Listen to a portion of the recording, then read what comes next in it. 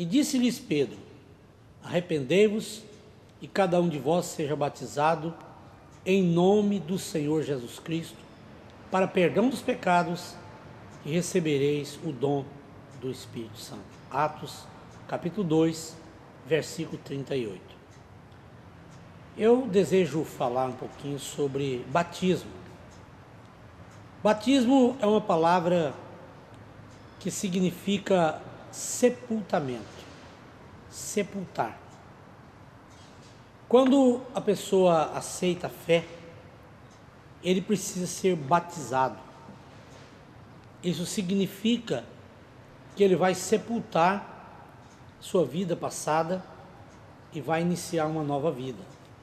Vai dar início a uma nova etapa de vida. É como se ele nascesse de novo, um novo nascimento na sua fé, na sua convicção de fé.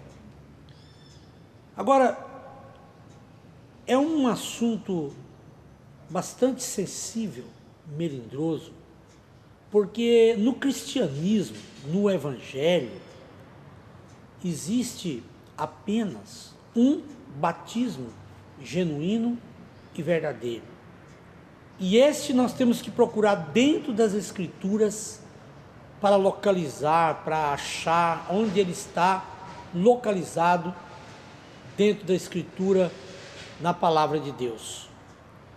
O versículo que nós lemos, que eu acabei de ler, Atos 2,38, diz que Pedro pregou um sermão ali em Jerusalém no dia de Pentecostes. E o sermão não foi um longo sermão, foi um sermão curto, porém ungido pelo Espírito Santo, ungido por Deus. E ele no final, a multidão estava atônita ao ver aquele movimento, aquele mover do Espírito Santo, o mover de Deus ali no meio do povo, no meio dos apóstolos que estavam em Jerusalém. Então eles perguntaram a Pedro e aos demais apóstolos, ali estava Pedro, Tiago, João, estavam todos os apóstolos ali, juntos, Mateus, Lucas e os demais. E eles perguntaram a todos os apóstolos: que faremos, varões e irmãos? E Pedro, o apóstolo Pedro, como um dos homens mais intrépidos que tinha no colégio apostólico, ele saltou na frente e disse: o que devem fazer? Eu vou dizer agora para vocês o que vocês devem fazer. Vocês devem se arrepender e serem batizados no nome do Senhor Jesus Cristo, para perdão dos pecados, e recebereis o dom do Espírito Santo. Meu querido irmão, nós encontramos aqui agora diante de um assunto bastante polêmico e apologético. Quando as pessoas dizem em São Mateus, capítulo 28, versículo 19, Jesus dando as saudações finais, as observações finais ali, ou as recomendações finais, melhor dizendo, ele disse: ide por todo mundo pregar o evangelho a toda criatura. Aquele que crer, for batizado, será salvo; aquele que não crer, será condenado. E ele disse, eu estou juntando Marcos 16 e São Mateus 28, 19, ele disse: ide por todo mundo, fazei discípulos em todas as nações, batizando-as em nome do Pai, do Filho e do Espírito Santo. Agora, quando chega o momento dos apóstolos mostrar o serviço deles, a atitude deles, porque Atos dos Apóstolos significa atos do Espírito Santo nos apóstolos. Não foram atitudes tomadas por eles, assim aleatoriamente, por uma vontade própria. Não, eles foram inspirados, eles foram movidos pelo Espírito Santo a atuar daquela maneira, agir daquela maneira. Então, Atos dos Apóstolos, esse livro que está na Bíblia, depois dos Evangelhos, então você encontra Atos dos Apóstolos, é Atos do Espírito Santo neles. Não tinha como eles fazer nada errado, porque o Espírito Santo estava ungindo, estava orientando, estava cooperando com eles, instruindo tudo que eles fossem fazer.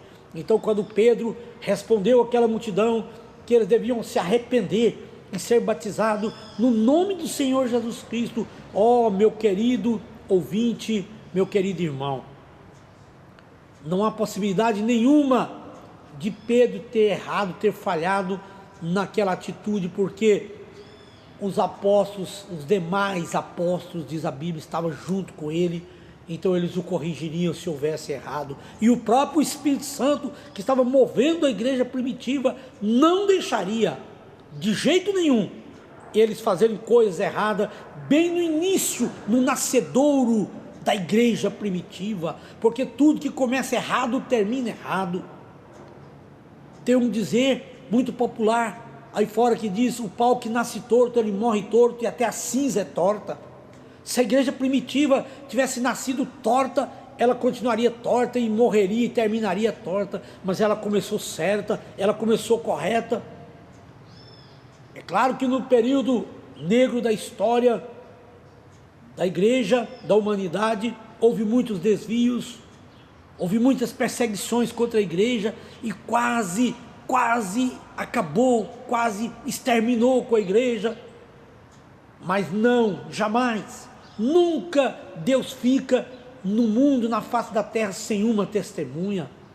Algumas testemunhas ficaram quando o profeta Elias, perseguido por Jezabel, representando a igreja católica romana, perseguindo os cristãos, porque a mulher na Bíblia representa a igreja, simboliza a igreja. Quando a Bíblia fala de uma mulher, está falando de uma igreja, ela é o símbolo da igreja, ou boa ou má. Só existe dois tipos de mulheres na face da terra. A Bíblia diz da mulher sábia, que é muito valorizada, e a mulher tola.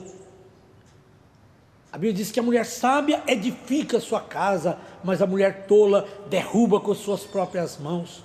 Então isso aí está mostrando a igreja a verdadeira vinha, a verdadeira igreja, e a falsa vinha, a falsa igreja. E esta falsa igreja, no período medieval, então, ela estava encarnada através da igreja católica romana, perseguindo os cristãos.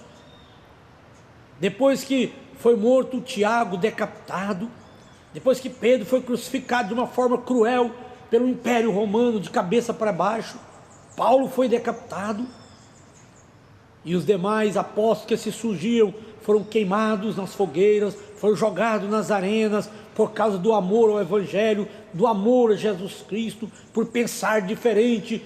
Herege quer dizer aquele que pensa. Então alguém que pensava, que tinha uma ideia diferente, era perseguido, era morto na espada de Roma, pelas ordalhas romanas, ferro e fogo. E a Santa Inquisição chamada destruiu 68 milhões de cristãos na face da terra, porque não negaram a Jesus Cristo, mas eles pensavam que tinham terminado, tinha acabado, mas aquele sangue nas arenas serviram como semente para a igreja que renasce no fim dos tempos.